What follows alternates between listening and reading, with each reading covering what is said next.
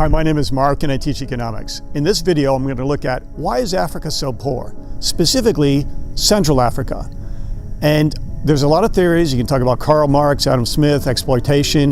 You can talk about the historical genesis of the African continent. But there's a primary reason I believe that is often overlooked in economic theory, and that's sustainable agriculture. If you look at a foundation like the Bill and Melinda Gates Foundation, they're addressing sustainable agriculture, and they want to promote, economic growth in the world. And you ask why?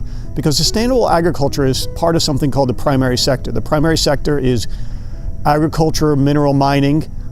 Secondary sector is manufacturing. And really, to have a sustainable country and a growth and real economic development, you need sustainable agriculture within the country. Foreign aid, it doesn't do it. You just can't dump grain and tractors and hope a country will take off. And again, we can tell stories of corruption and exploitation, and that's another chapter in this. But let me explain sustainable agriculture. I'm here in my garden. This is Zone 9A in North Florida. And when I came here, I had a really difficult time growing things because I come from this great northern Europe, northern climate in America, where it's growing zone 4 or 5, and we have hard freezes. You might say, paradoxically, why does these hot climates have such difficult times? It has to do with the trees, deciduous forest trees. Deciduous comes from Latin, means when the leaves fall. They extract tremendous mineral wealth from the soil, and you can use this mulching and cut it down. You can see maybe some wood chip to sustain the garden, the farm, etc. You say, well, I see pictures of Africa, very nice, beautiful, smiling people, and now they're getting modern techniques like irrigation. Well, they're growing zone 13. Some of it's growing zone 12.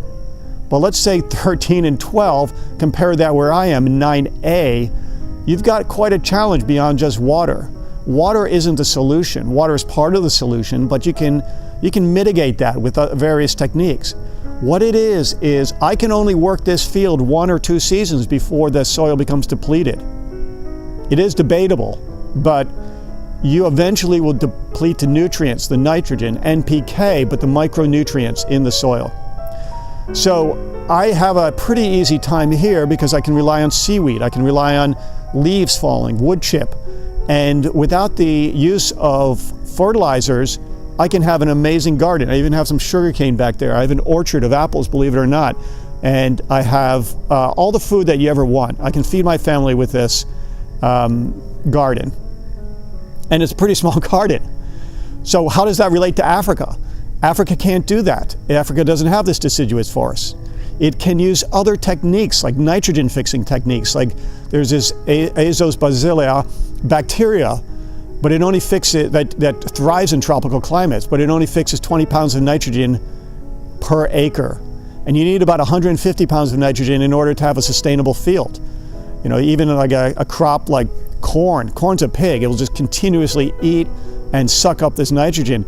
That's going to take a lot of nitrogen. You can't get it from this asymbiotic bacteria.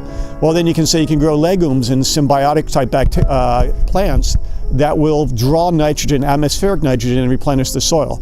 First of all, nitrogen is only one component of the equation. I here use, you can't see it perhaps, but Bulldog 805 alfalfa strands, but that's only going to do it as far as zone 9A, maybe zone 9B, and that's a University of Georgia modified strand. When you get into the tropics, you don't find this nitrogen fixing legumes in the same way. You do have some of the sun hemp that will probably do it, but that's just starting to catch around. Then you've got the other nutrients which you're going to have to replace. And that's not easily replaceable. So my point is, the reason Africa is so poor for so long is their agriculture, their primary sector, cannot have a sustainable field like I can here. You bring me up to Connecticut or Poland or other places, I can sustain that all day long. Even with 20 degrees below zero temperatures, it's okay. You have hard freezes, but the next year you can regrow because that's the life cycle up there. And so if you don't have a primary sector, political and economic change doesn't happen as fast. And in Europe, we had this revolution of the 3-crop rotation system. I practice a little bit here. You plant on one field you put animals on another, and then in the next season you plant legumes on another, or clover, and this will eventually replenish the field combined with deciduous activity. And so after that discovery in the Middle Ages, we started to have this renaissance in addition to trade routes, etc., etc. So before people can make arguments of exploitation and etc., that this area in Africa is exploited, which is partially true, and corruption, which is partially true, you have to think at a grassroots level that the individual farmers and people, even above and beyond this corruption, I mean, it's not feudalism. What's happening is they're extracting mineral wealth, like diamonds and minerals that might go into semiconductors. And that should only affect a segment of the population. But if you have an area where each person can have a little hamlet and a little field, they'll be able to grow excess. Again, why does this matter? You can have, in tropics, people grow, they have enough calories sometimes. They have this irrigation, but it only grows food like cassava.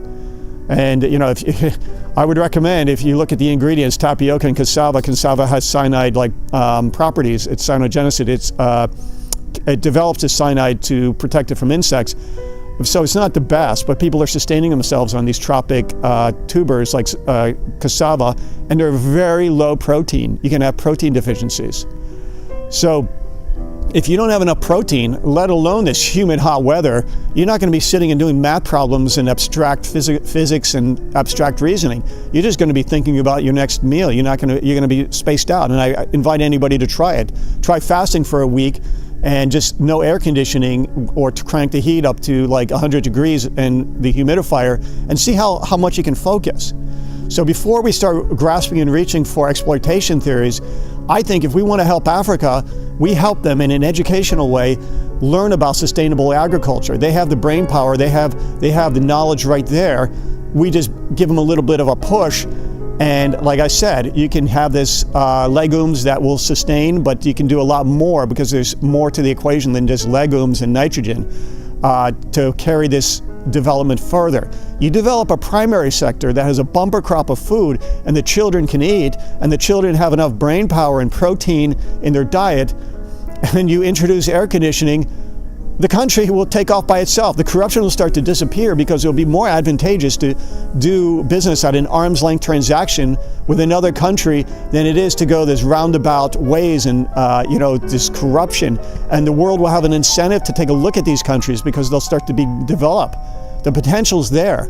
We just have to unlock it, and we start with sustainable agriculture. So if you want to know why Africa is not developing as fast as the rest of the world, you don't have to look farther than the USDA growing zones and take a look at a map and see that it's grown zone 12 or 13, while something like Pennsylvania might be zone 6.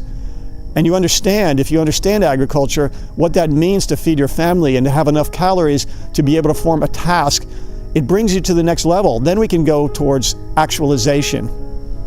So I want you to consider that. And I want you to think about this question because it's relevant to our lives. We are all part of this human race, and we all have to help each other.